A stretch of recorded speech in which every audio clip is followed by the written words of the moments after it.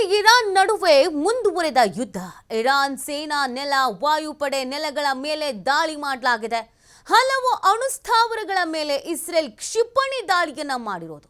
Islamic ಕ್ರಾಂತಿಕಾರಿ guards corps ಆಕ್ರಮಿತ ಪ್ರದೇಶ ಸೇರಿ ಇರಾನ್ನ ಹಲವು ಪ್ರದೇಶಗಳ ಮೇಲೆ ದಾಳಿಯನ್ನ ಮಾಡ್ತಾ ಇದೆ.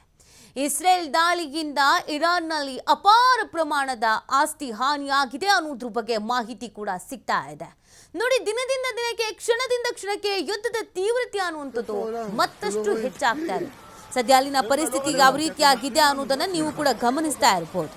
ಎಷ್ಟೇ ಪ್ರಯತ್ನ ಪಟ್ಟರೂ ಕೂಡ ಮಧ್ಯಪ್ರಾಚ್ಯದಲ್ಲಿ ಶಾಂತಿ ನೆಲೆಯೂರುವಂತ ಯಾವ ಲಕ್ಷಣಗಳು ಸದ್ಯಕ್ಕೆ ಕಾಣಿಸ್ತಾನೆ ಇಲ್ಲ. ಇವತ್ತು ಸುಮ್ನಾಗ್ತಾರೆ, ನಾಳೆ ಸುಮ್ನಾಗ್ತಾರೆ ಅಂತ ಹಲವು ದೇಶಗಳು ಕಾದ್ರೂ ಪ್ರಯೋಜನ ಆಗಿಲ್ಲ.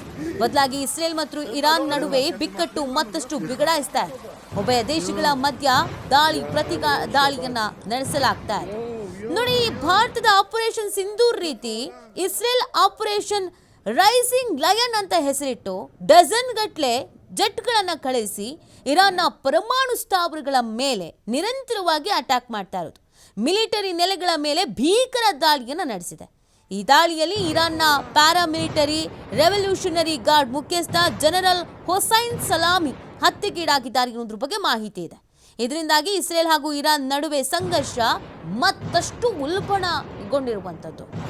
ನೋಡಿ, ಇರಾನ್ ಪ್ಯಾರಾಮಿಲಿಟರಿ ರೆವಲ್ಯೂಷನರಿ ಗಾರ್ಡ್ ಮುಖ್ಯಸ್ಥನ ಹತ್ಯೆಗೆ ಪ್ರತೀಕಾರವಾಗಿ ಇರಾನ್ ಕ್ಷಿಪಣಿ ದಾಳಿಯನ್ನು ನಡೆಸಿದೆ.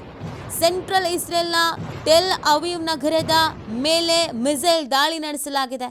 ಇರಾನ್ನ ಕ್ಷಿಪಣಿಗಳು ಜನವಸತಿ ಪ್ರದೇಶಗಳ ಮೇಲೆ ಬೀಳ್ತಾ ಇದೆ. ಈ ದಾಳಿಯಲ್ಲಿ ಸುಮಾರು 21 ಇಸ್ರೇಲ್ ನಾಗರಿಕರಿಗೆ ಗಾಯಗಳಾಗಿದೆ.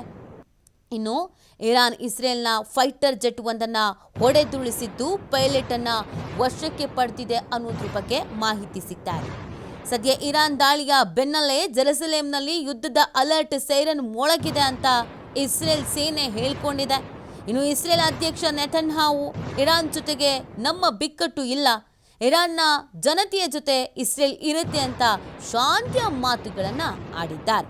ಇರಾನ್ ಕ್ಷಿಪಣಿ ದಾಳಿಗೂ 24 ಗಂಟೆ ಮೊದಲು ಇಸ್ರೇಲ್ ಇರಾನ್ ಮೇಲೆ ಭೀಕರ ಏರ್ ಸ್ಟ್ರೈಕ್ ಅನ್ನು ನಡೆಸಿದೆ. ಟೆಹರಾನ್ ಮೇಲಿನ ದಾಳಿಯನ್ನ ಇರಾನ್ ಖಚಿತಪಡಿಸಿದೆ. ಈ ದಾಳಿಯಲ್ಲಿ ಇರಾನ್ನ ಕ್ಷಿಪಣಿ ಕಾರ್ಖಾನೆಗಳು, ಯುರೇನಿಯಂ ಸಂಗ್ರಹಣಾ ಕೇಂದ್ರಕ್ಕೂ ಹಾನಿಯಾಗಿರೋದ್ರ ಬಗ್ಗೆ ಮಾಹಿತಿ ಇದೆ. ಇನ್ನು ಇಸ್ರೇಲ್ ನಡೆಸಿದಂಥ ವಾಯು ದಾಳಿಯಲ್ಲಿ ಇರಾನಿನ ಅರಸೇನಾ ಕ್ರಾಂತಿಕಾರಿ ಗಾರ್ಡ್ ಕಮಾಂಡರ್ ಪರಮಾಣು ಯೋಜನೆಯ 2 ವಿಜ್ಞಾನಿಗಳು ಮೃತಪಟ್ಟಿದ್ದಾರೆ ಎನ್ನುವುದನ್ನು ಕೂಡ ಹೇಳಲಾಗ್ತಾ ಇದೆ.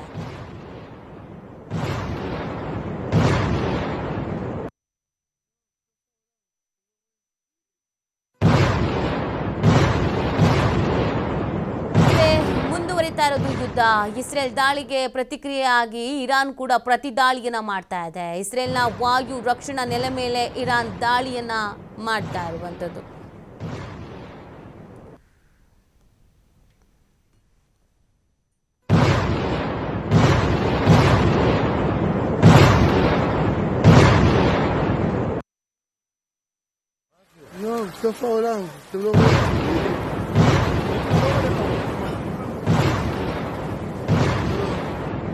يا الله يوم شبات يو يو يو